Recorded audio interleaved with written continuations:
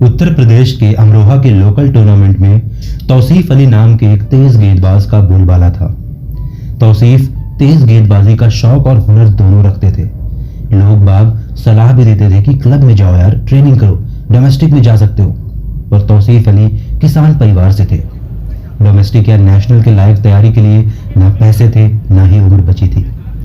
एक समय ऐसा भी आया जब तौसीफ अली ने स्वीकार कर लिया कि शायद ये खेती किसानी ही उनका मुकद्दर है। प्रोफेशनल क्रिकेट के लिए देर हो चुकी है। तौसीफ अली भारतीय टीम के फास्ट बॉलर का सपना दिल में दफन करके अपनी आम जिंदगी में लौट आए। शादी हुई, खेती किसानी से परिवार पाला, 5 बेटे हुए और सबके अंदर क्रिकेट को लेकर दीवानगी कूट कूट के भरी थी।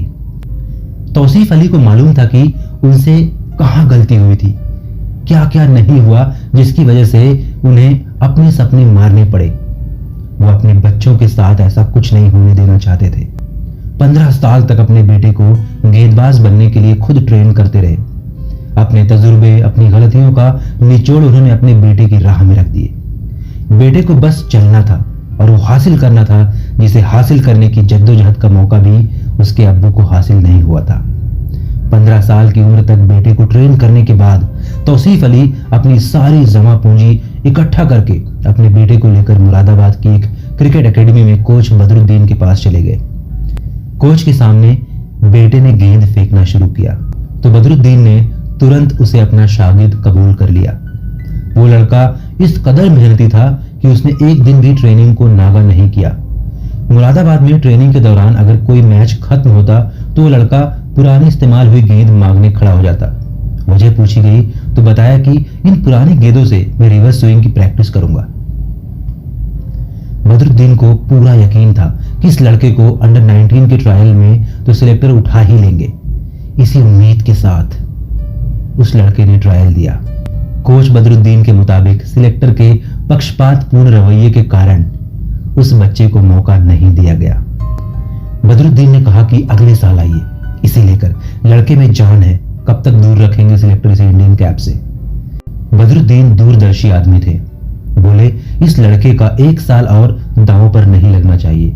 उन्होंने लड़के के पिता तौसीफ अली से कहा कि इसे आप कलकत्ता भेजिए, वहां क्लब खेलेगा तो आज नहीं तो कल स्टेट टीम में आ ही जाएगा।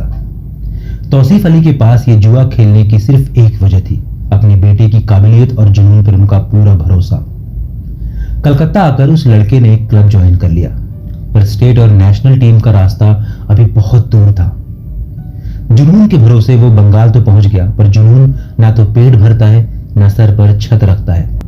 लेकिन दुनिया में ऐसे लोगों की बिल्कुल भी कमी नहीं जो सिर्फ जुनून और काबिलियत ही ढूंढते हैं। ऐसे ही एक शख्स थे देवव्रत दास, जो कि उस वक्त बंगाल क्रिकेट असिस्टेंट सेक्रेटरी की हैसियत पर थे। वो उस लड़के की काबिलियत से इतने इंप्रेस हुए कि कलकत्ता में बेघर उस लड़के को अपने साथ रहने के लिए रख लिया। फिर उन्होंने बंगाल के एक चयनकर्ता बनर्जी को उस लड़के की प्रतिभा पर नजर रखने को कहा।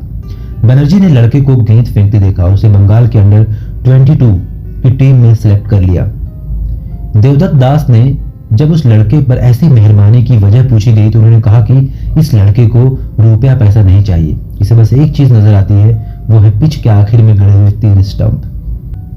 स्टंप से टकराने की आवाज उस लड़के को इतनी पसंद है कि उसके ज्यादातर विकेट बोल्ड आउट ही हैं। वहां से निकलकर उस लड़के ने मोहन बागान क्लब ज्वाइन किया। वहां ईडन गार्डन्स के नेट में उसने सौरव गांगुली को गेंदबाजी की। सौरव के साथ ही वही हुआ जो अब तक हर इंसान के साथ हो रहा था, जो उस लड़के को गेंद फेंकते हुए देख रहा था। गांगुली इंप्रेस हुए और फिर उनकी रिकमेंडेशन पर शमी को बंगाल की 2010-2011 की रणजी टीम में चुन लिया गया। कुछ साल की मेहनत और जद्दोजहद के बाद 6 जनवरी 2013 के दिन पाकिस्तान के खिलाफ उस लड़के को इंडियन टीम की डेब्यू कैप दी गई, जिसे पहनने के बाद आज तक वो लड़का उस टोपी नंबर 195 का रुतबा दिन ब दिन बढ़ाया जा रहा है। हजारों दर्शकों के बीच में वो लड़का पूरे दम के साथ जब दौड़ना शुरू करता था तो उसके अंदर एक ही लालच रहता था, किसी तरह गेंद स्टंप को लगे और वो टक का साउंड आए, जिसे सुनकर ही इतने साल वो सांस लेता रहा है। जिंदगी की तमाम उतार चढ़ाव, मुश्किलों, परेशानियों के बावजूद आज भी अमरोहा के तेज गेंदबाज तौसीफ अली का बेटा मोहम्मद शमी जर्सी नंबर 11 पहनकर जब रनअप पर दौड़ना शुरू करता है तो उसके पीछे पीछे उसके अब्बू का सपना, कोच बदरुद्दीन की लगन, देवदत्त दास की इंसानियत, सब कुछ साथ साथ चलता है, दौड़ता है।